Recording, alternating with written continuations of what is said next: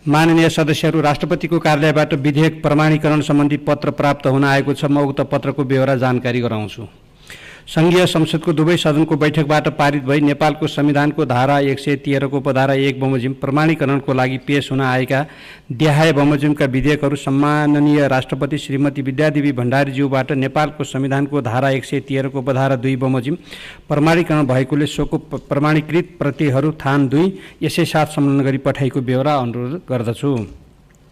1. Nepal engineering परिषद ऐन 2055 लाई संशोधन गर्न बनेको विधेयक प्रमाणीकरण मिति 2079-5-5। 2. ज्येष्ठ नागरिक सम्बन्धी ऐन 2063 लाई संशोधन गर्न बनेको विधेयक 2079-5-5। यादव प्रसाद कोइराला, सचिव। माननीय सदस्यहरू, अब म राष्ट्रिय सभाका सचिव श्री राजेन्द्र फैयाललाई सम्माननीय राष्ट्रपतिबाट पुनर्विचारका लागि फिर्ता पठाइएको नागरिकता विधेयकका सम्बन्धमा राष्ट्रपतिको कार्यालयबाट प्राप्त पत्रको बेहोरा सभा समक्ष जानकारी गराउन समय उपलब्ध गराउँछु। सम्माननीय अध्यक्ष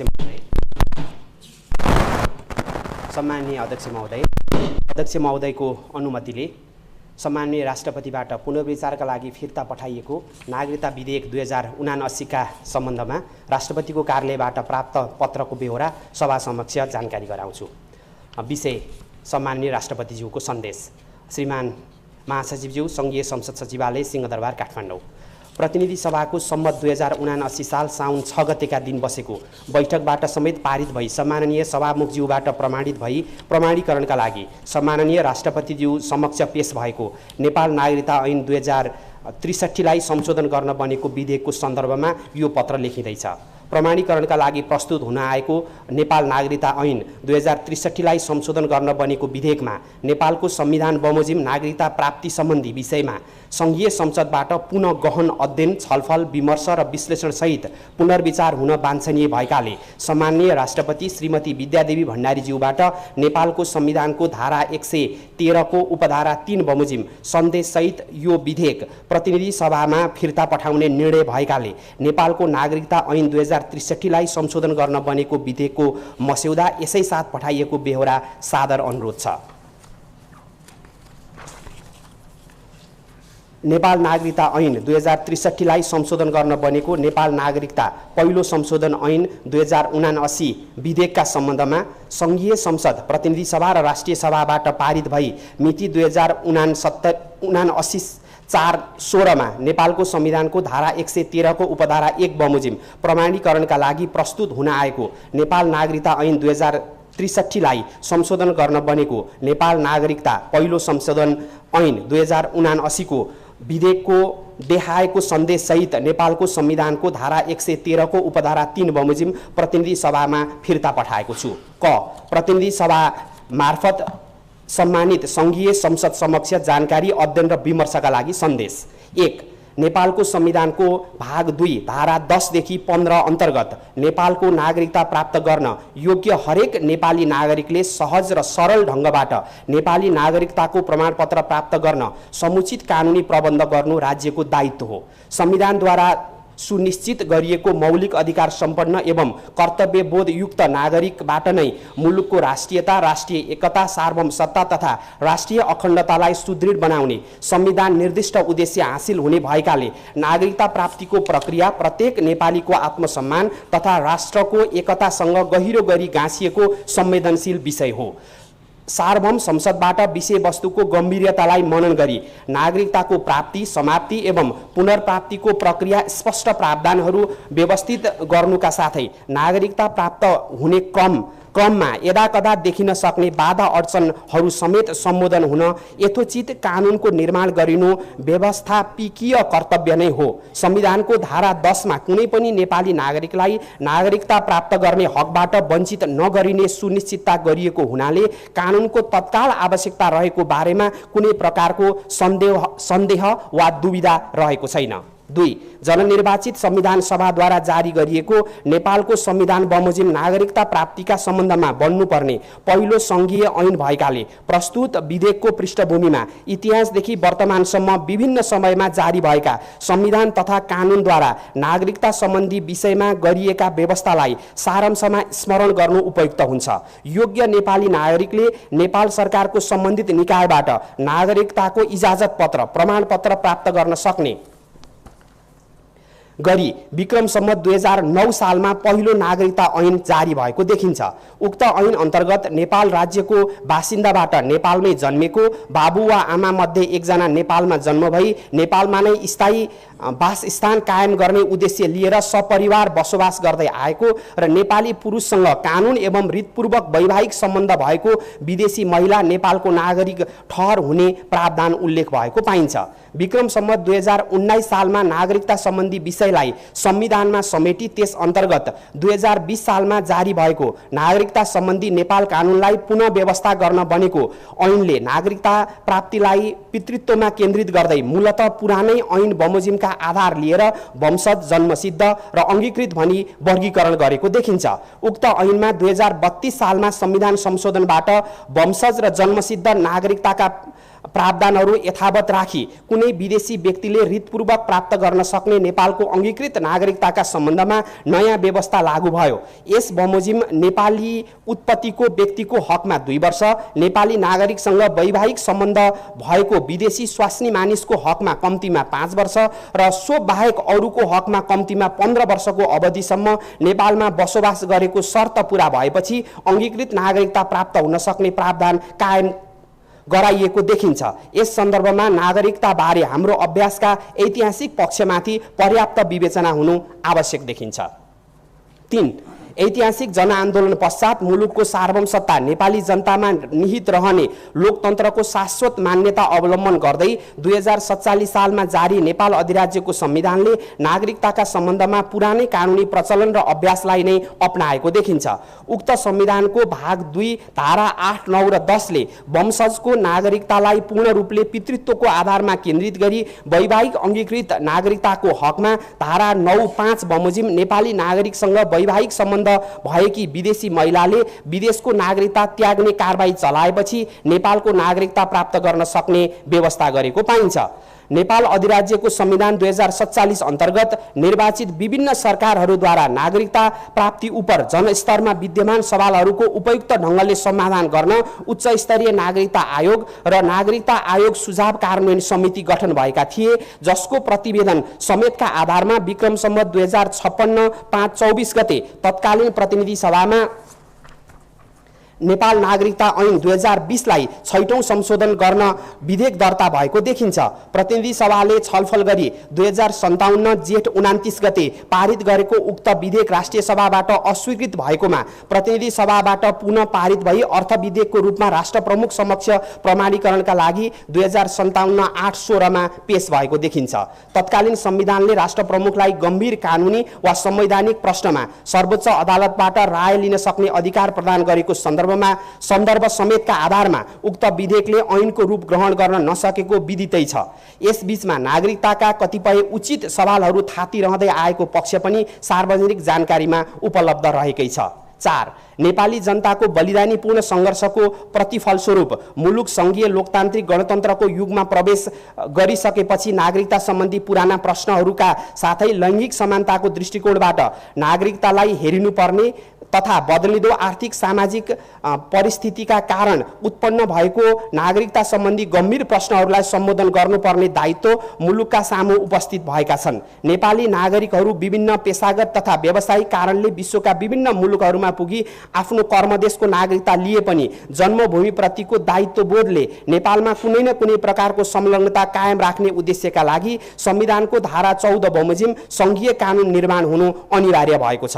त्यसैगरी नेपालमा बसोबास गरी वंशज बाहेकको नागरिकता प्राप्त गरेका व्यक्तिका सन्तानलाई प्रदान गरिने नागरिकताबारे राज्यको तर्फबाट न्यायपूर्ण स्पष्टता आवश्यक रहेको छ। देशको सामाजिक आर्थिक जीवनबाट सीमान्तकृत रहेको वर्ग र समुदायलाई माथि उठाई जति धेरै सम्मान महसुस गराउन सकिन्छ त्यति नै हाम्रो राष्ट्रियता बलियो हुँदै जान्छ।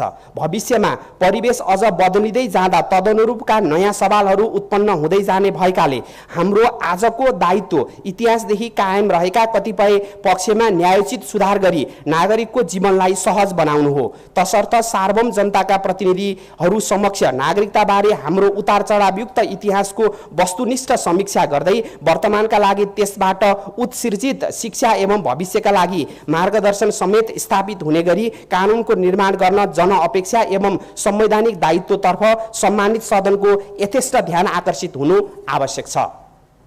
5.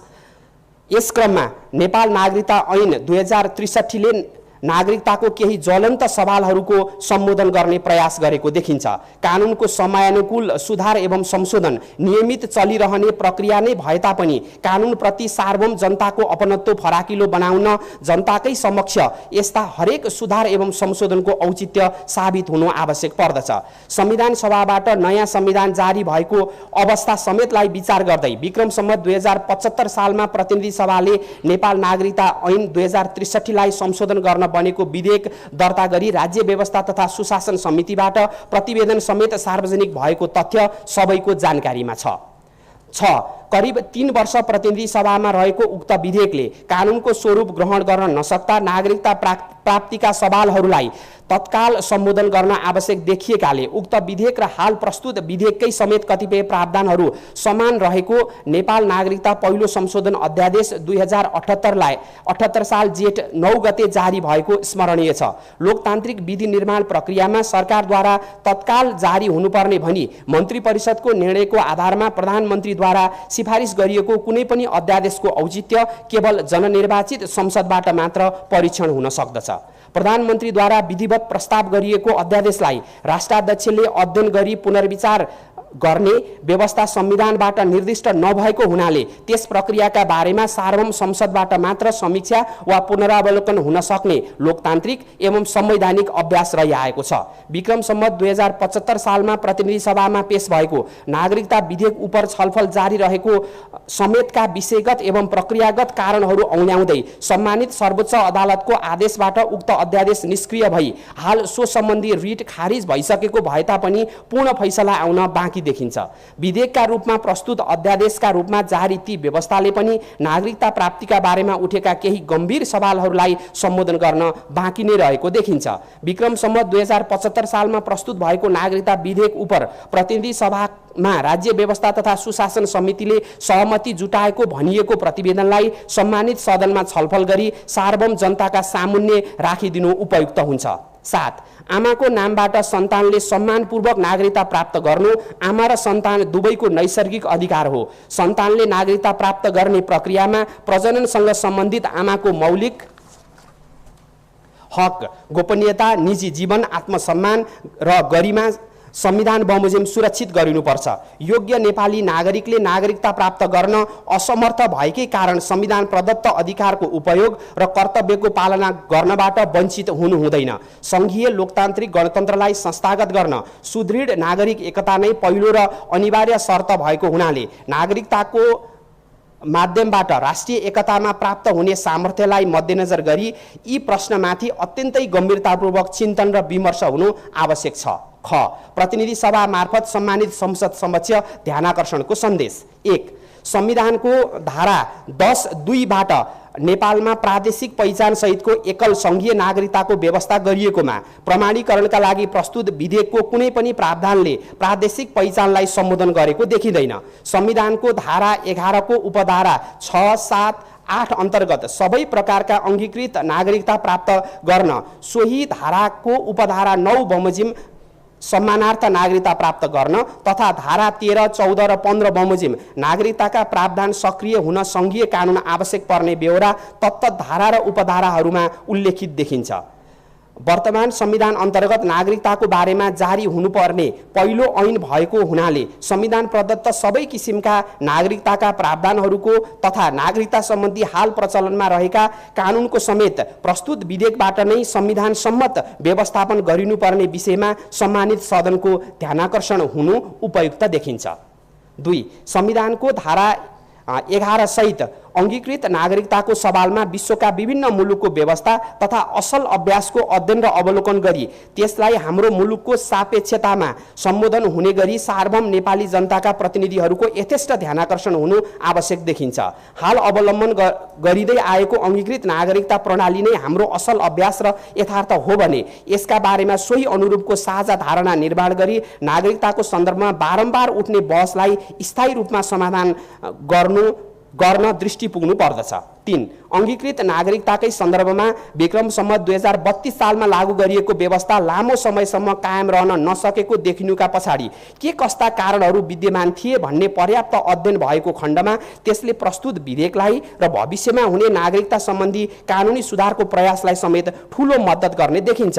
यसतर्फ सम्मानित संसदको यथेष्ट ध्यानाकर्षण हुनु आवश्यक छ।